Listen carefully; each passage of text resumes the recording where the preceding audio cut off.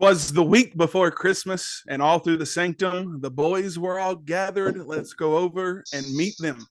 There was TJ and Kellen, John and Jay, but there was one more member on this fateful day. For no Christmas is complete without the man himself. He traveled all the way here on the back of an elf. Ladies and gentlemen, Santa Claus is here to talk about horror and spread Christmas fear. So let's dive right in before he can defrost, because this week we're talking about the 1997 film Jack Frost. Yeah, and what a delightful film it is. I Oh, mean, I was kind of shocked at first when y'all brought this up because it doesn't fit our normal stuff. But I mean, Michael Keaton is such a treat. I mean, it makes sense that we would talk about the classic wait, Jack wait, Frost. wait, wait. Sorry. Sorry. That's the wrong Jack Frost, but I'm sorry. I'm sorry. What? yeah, there's two that came out around the same time.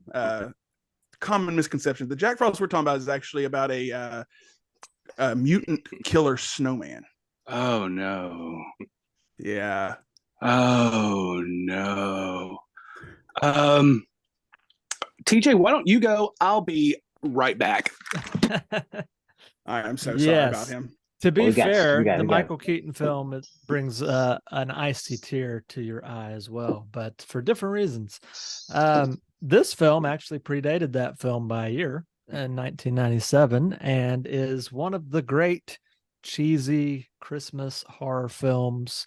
I guess it's horror comedy because it definitely has comedy in it. I've seen this film a number of times over the years. I have the Blu-ray around here somewhere, but I think it was MVD put out a pretty decent Blu-ray.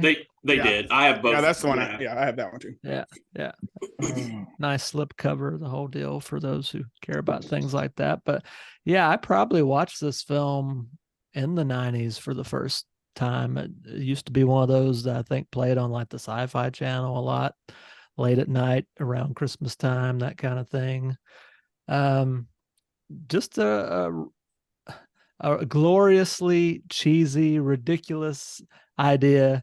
You know, the serial killer who's being transported for his termination. Basically, they're going to execute him. His name just happens to be Jack Frost, you know, as it is, as you're, and of course you just happen to be, I think, on Christmas Eve, transporting a killer to be executed because, you know, the law, the long arm and the work of the law is never done, even on the holidays. So, I feel like there's been a number of similar ideas about these guys become mutants. I mean, it's basically the story of the Hulk, how the Hulk become the Hulk, and it just instead of gamma rays, it ends up being this weird, you know, liquid acid stuff that also just happened to be being transported, you know, over the holidays, and of course, not experimented on humans yet until our fateful accident. But I love the all the different cheesy effects and stuff. You know, there's sometimes where it's obviously just a guy with a white mitten doing stuff. I love that they bring like a really low rent version of the T-1000 kind of Terminator 2 effects of, oh, he can melt down and then reform, and he becomes like this weird kind of you know, quippy version of like a Terminator kind of guy. He's almost like the Michael Myers of Christmas, only he can squeeze through a lot more narrow openings than Michael Myers. So I love that just a whole bunch of people with hair dryers ends up being kind of the thing that can be his undoing. And antifreeze, you can't forget. Oh, and antifreeze. Yeah. Oh, which, by the way, the real villain of this film is that kid who was poisoning his own father with antifreeze in the soup. Yep. Anyway, I love this film. I've been watching this film for years. I have part 2, which I'm also going to watch over the holidays. It's been a while since I've seen part 2. I've definitely seen part 1 more. Also, the very debut film of Shannon Elizabeth, who would come to fame as the American Pie chick that gets naked in 1999, a couple years after this. And, she kind of started the process with this film. She also gets, I think, the only person I know in a major motion picture to get raped by a snowman. So, you got that going for you. That was my question after watching again. And I've seen this movie probably 10 times. Was he raping her? I think he was. Like, originally, I didn't really pick up that. But then, it makes it really weird. Yeah. Yeah, it makes it really weird. Yeah, because he says Christmas came early after, and it's like, yeah. That's probably my least favorite part of this movie. It's a little cold-blooded, but that's all I'll say now until we get to rankings and kills and all that stuff. Who's next? Vito Claus is next. Vito Claus. Can you hear me? Yeah. I can. Okay. Well, ho, ho, ho. I got a story to tell. Here. So let's flash back to 1997. So it's an evening, very regular evening, and my mom's boyfriend comes over, and he's got 2 tapes with him. Now this is like, kind of like late, maybe 1998. I don't know what it is, but he had a recorded tape of Scream, because my mom told him I was a fan of Scream, and then a recorded tape of Jack Frost. And I was like, what is this? Now I'm a young boy, so I put the tape in after a little while, and I am watching this ridiculous ass motherfucking movie. Now, as a young boy, a lot of things went over my head, and it just did not go well with me. Also, the obvious rape scene with, the foreign exchange student from American Pie. So it just, a lot of things did not sit too well in my young mind. And because of that, I have not watched it until this week. So when I watched it again, I was like, I know why I stayed away from this movie. I stayed away. I just like, put it over here in the recesses of my mind. And I was like, nah, Santa Claus is not bringing cheer today, boys and girls, if you like this movie. Santa Claus is here to lay a big old fucking coal right here, right there. So, yeah, not a fan. I don't know what it is. I think it's like this, for me, it just feels like very, like, subpar. Like, it tries to be all these other movies that are trying to be satirical and funny, but it just doesn't do it. Just doesn't do it for me, Now, and the thing is, it's not what rewatching it today. It's not because of anything else. Like, all these things in the movie are fine. It's just Jack Frost himself. I don't dig Jack Frost. Does that make any sense? The character or the snowman idea itself? Both. Okay. Both. Like, I don't know what it is. Maybe it's I don't dig his voice. I don't dig the crappy one-liners. So one he actually stole from Toy Story when he's like, "Look at me, I'm Picasso." I was like, "You stole that from Mr. Potato Head, you bastard." Damn right, that's true. I'm glad someone else caught that, because that's one of my favorite lines in the Toy Story franchise. I know. So I'm also like, you couldn't even come up with anything original, you motherfucker. And so, and then I was like listening to this guy's voice. I was like, something about his voice just makes you go like, like, Brad Dourif, motherfucker. So I don't know. Maybe it's because of, like, I put the movie in the back of my mind forever and a day, and then revisiting it, I just couldn't help compare it to other movies, like Killer Clowns from Outer Space. Like, look, but it's like, it's goofy, it's funny, but they put a lot of money into the suits and everything. So when you look at it, like, oh wow, look at these damn clowns. These clowns look awesome. And then there's just a guy in a fluffy suit running around, being shot weird. That doesn't really look scary too much. unlike the VHS cover, which if you move it around, it goes from snowman to creepy snowman. So it's kind of like misleading you, like, oh, it's gonna be this cool little motherfucker in this movie. No, it's not. It's false advertising. It's false advertising, and Santa's not down with that. So, bleh. So I just went on a hate-a-thon here. I took K-Dog's little theme here, probably his little steam. All right, move on to somebody else. After he's done watching it at 10 times speed, we'll see what he has to say about it too. So, can we all agree that this is a comedy? I mean, it's hard, but this is really a comedy, right? That's what. Of course. I love this movie. It's like everything. I know, right? It's like everything in the 90s that was so odd just wrapped up. That whole 90s direct-to-video horror thing, that's just like, man, that just warms my heart like more than anything. It's something, and I think it's just the nostalgia of being a kid, learning about it, living through that era, going to the video store, movie gallery, Blockbuster, and picking up something like, Jack Frost or picking up Uncle Sam. And you're like, what is this? Like, this looks terrible. And then, money. Huh? Huh? Oh, I thought you said something, Vito. Sorry. That was just my beard. I didn't think the mic's picking up on me scratching my beard. I'm sorry. No, it's okay. That's got to be a reel somehow fitting that one. But yeah, no, just the opening even is great. Like they're going down the road. It's the storm. They're in a box. Like it's clear they're in a box with like an upside down windshield wiper. It's like so absurd even from the beginning. And even the opening, like the narration at the beginning too. So the storyteller and the young kid. I don't know why when I watched that today, I started hearing Baby, Sherry Moon Zombie from the Firefly trilogy. Like once I heard it, I just couldn't get it out of my head. Like the little kid when it was responding. I don't know. You watch it back and tell me if I'm crazy. I couldn't get it out of my head. And the other thing I love about this is the sheriff, the main character.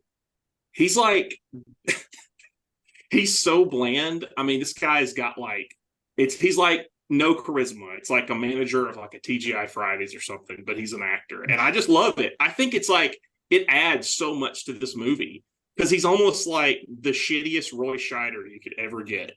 Right. And I don't know. It's just something about that adds to the fun of it. So, John. Yeah. He's actually my favorite part of the movie. Oh, really? The sheriff? Just to let you know, the sheriff is my favorite part of the movie. Oh, nice. Yeah, so like, that's just weird. If I had to be positive about something, he's my favorite part. I don't know. No, for sure.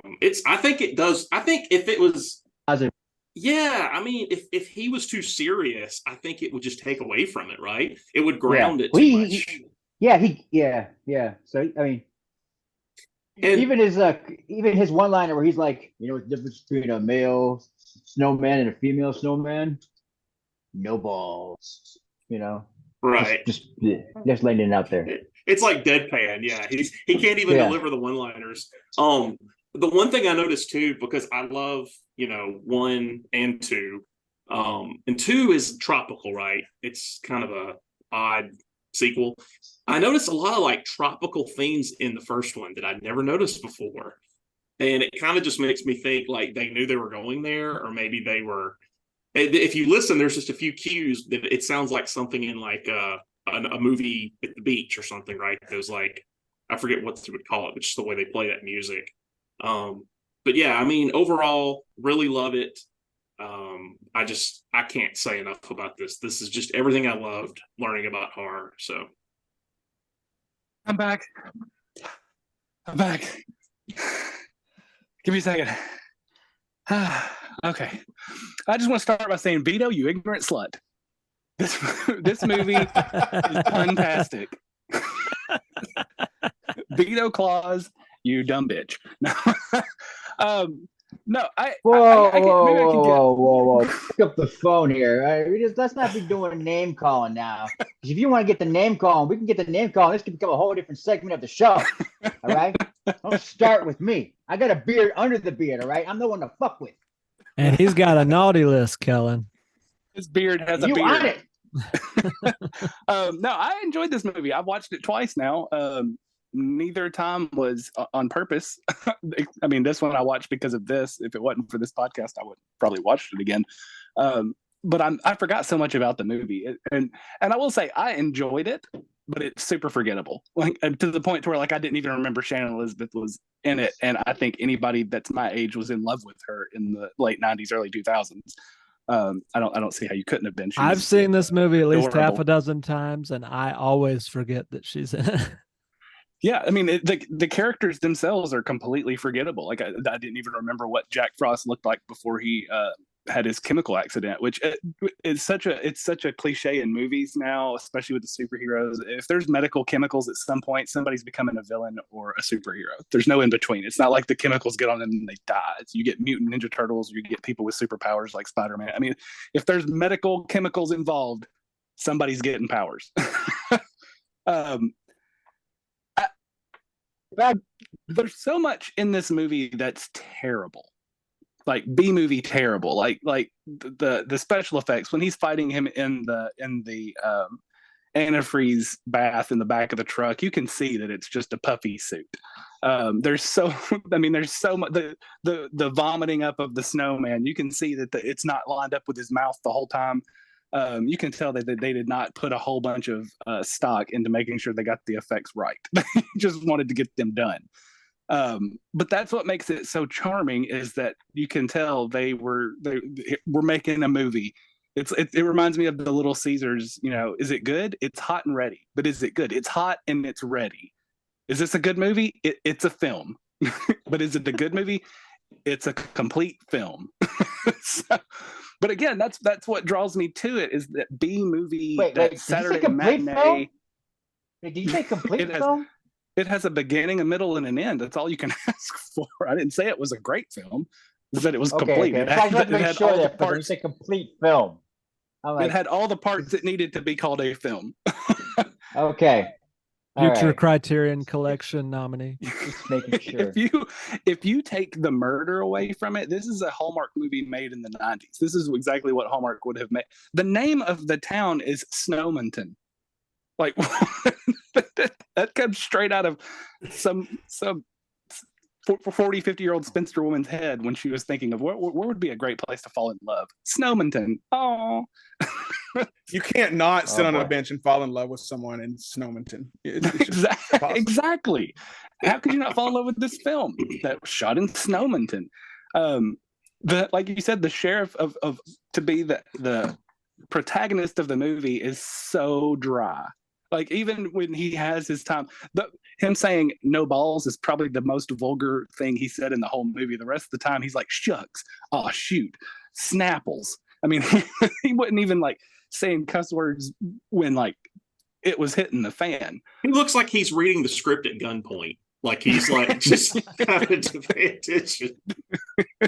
I think I just felt sorry for the character, because I feel like he was getting shit on the entire movie. Like everyone was just taking shots at him. Like, you can't shoot. You know, you're not a real cop. You know, well, he was certainly getting snowed on the whole movie. Oh, hey. Zinga. So back to the movie. The guy, the killer is supposed to be after the sheriff. Boy, he did a real number on Shannon Elizabeth's family to be after the sheriff, considering he killed all of them. None of those people were safe. He was like, I'm gonna take this whole family out in about an hour, and then I'll go kill some other people. And that's right, the sheriff, the one that they've foreshadowed since the beginning that I'm coming to kill. I should probably go with him now. It was just that part cracked me up, because it starts with the bully's kid, and he was like, it's almost like, if you think about it, the bully kid and the dad were horrible people. And for that brief moment, he was less a serial killer and more like a hero, like from the Boondocks things. Like he was taking out the evil villains of the town until he transitioned to the mom and the daughter. So I thought that was just kind of an interesting twist, that instead of him messing with the sheriff, I'm going to wipe this family out real quick and then get back to my goal. how sharp was the runners on that sled that killed the bully? Because I don't know if you've ever been sledding, but that thing was moving at 5 miles per hour and just head clean off and through the air. Yeah, that's like the most unbelievable part of the entire movie. Like, Yeah, come on. him turning into a snowman was, and the axe too. He shoved the axe down the guy's throat, but it's sticking out this way. It's sticking out like this, not like this, and there's nothing coming out of the back of his head. Like, what happened to the rest of the axe, Jack? What happened to the rest of the axe? Like I said, they were not care. They didn't care about the effects. They just cared about getting the film in the can. But that's the charm of it. Like I said, that's the charm of this, is that with all of the stuff that they had going on in the 90s, all the slasher films, all the great movies that were starting to come out towards the end of the 90s, and then you've got this turd of a gem, a literal polished turd that came out. So I enjoyed it. Like I said, will I watch it again? Probably not. It's not going to be a wintertime tradition for me. But when I watched it both times, did I enjoy it enough to actually sit through and not get bored? Yeah, absolutely. I will say the last thing I'll say is the best line in a whole movie, and it may be the greatest line ever mentioned when a building explodes, was the douchebag FBI whatever cleaner guy when he says, "I hope somebody remembered to put the cat out," right before it. It was the most random thing to say when you're fighting a killer snowman that can't be killed. But I enjoy Killer Snowman. Mutant killer snowman. So we'll wrap it up. And this is something, I think it was on USA and like UPN all the time when we were kids. To me, there's a nostalgia to it. It's something I saw on TV all the time. It's like Vito mentioned the cover. It's something I saw in the video store all the time that my mom wouldn't let me ever rent. So I could watch it at my grandmother's house on cable, which you don't see all that stuff. But I love this movie too. Love maybe a little strong. Like, I like you still got to do best kills. There's enough good kills. I like it a lot.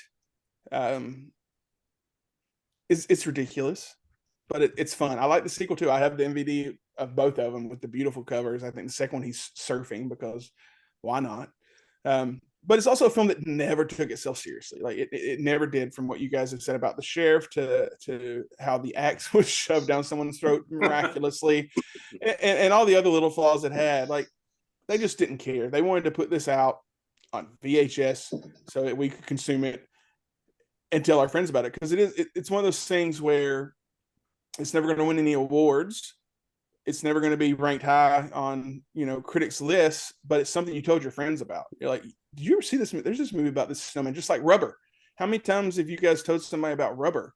Like it goes along those same lines. Is it something that we haven't necessarily seen before, besides, Frost's Snowman, but he wasn't a murderer. So I enjoyed it. Vito, you got something else? Well, I will concede that when I watched it as a boy, I watched it alone, and I watched it by myself. I didn't watch it with a group of people maybe going like, let's shit on the fucking fly.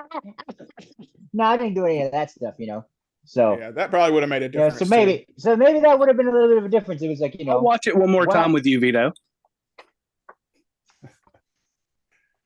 It's a great party film for sure. Slut.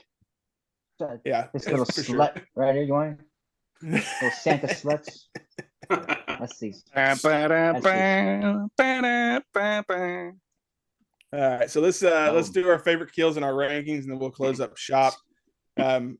We've already mentioned my favorite kill, and that's the sled. He was a bully. He was a dick. He deserved what he got. So the sled beheading was my favorite kill. And as far as rankings go, the nostalgia factor's in for me. So I think I'm keeping it at a 3 out of 5. So about you, Vito? Claus? Well, I've had an epiphany. I think I will forever hate this movie because I realized that my mom's boyfriend giving me this tape was a poor attempt to try to win me over. So forever and a day, it will be a number 1 for me. Sorry. 1. And kill. I have to go with the Christmas tree kill. I like that one. Yeah, that was a good one too. All right, TJ. Yeah, the Christmas tree kill where where he puts the star in the head. That's definitely my favorite. And just turns her into a tree. I'm going 3 out of 5 too, because I, like Jay, have the nostalgia factor from watching this when I was a teenager. John? So definitely, as far as kill goes, I'm just going to read this because I don't even know how to say this. I put snow sled head decapitation. It's a real problem and not something our society addresses ever. I don't know if I was trying to do like a joke at that, but you put some thought into that, buddy. Right. The More so than the script for this movie. I know, right? The lesson for this movie that I learned is always carry antifreeze, always have a blow dryer. You might need it. If you want to watch this movie, watch it, take an edible, drink some wine, get some Doritos, hang back on the couch. It's a good time.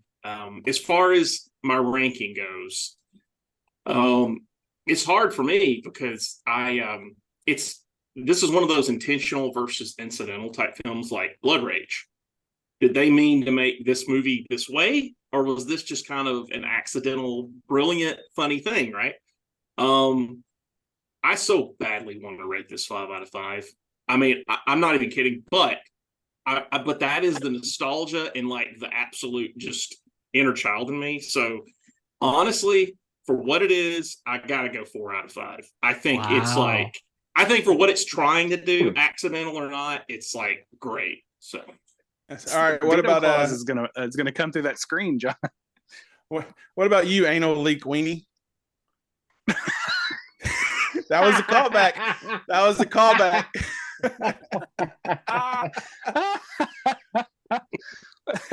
Is there any reference to that on the show, or is that just a thing now and nobody knows the backstory? No one knows the backstory, I don't think, besides the 4 of us. But you can give the backstory, then give your killing rating. So I did an anagram of my name, and that was one of the suggestions that it had. And I made the mistake of sharing that with the group chat. So anal leak. And now, whenever he calls me, that's the name. Anal leak weenie pops up. Is calling me. Well, anal leak weenie. Good Lord. Good Lord. Okay, I don't know how to recover from that. Just like I don't think Jack knew how to recover from getting all the chemicals on him, which was a great kill. But I think my favorite is the scientist when he comes out of the building and he looks like the roach guy from Men in Black with the head pulled back and he's like trying to act normal. And there's like a 6-inch ledge. He's trying to step down. Exactly.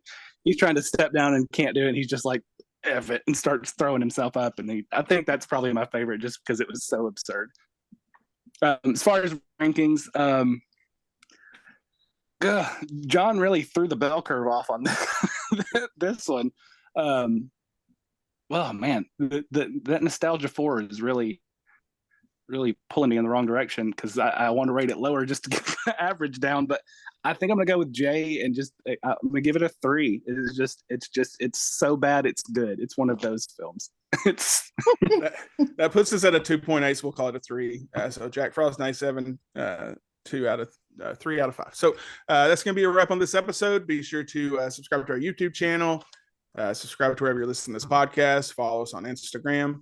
And have a great Christmas holiday, whatever you celebrate. Hope it's a good one. We won't be doing a traditional episode next week because Christmas Day is Monday, which is our typical release day. So Sunday, Christmas Eve, we're going to be doing a special Christmas little mini episode where we did a Secret Santa with one another, got each other gifts. So I'm sure you'll love that. But Vito Claus, thank you so much for hanging out with us. It's always a pleasure. Where's my gift? Locals only, I guess. I know. It's locals only. All right. Right, just start throwing stuff.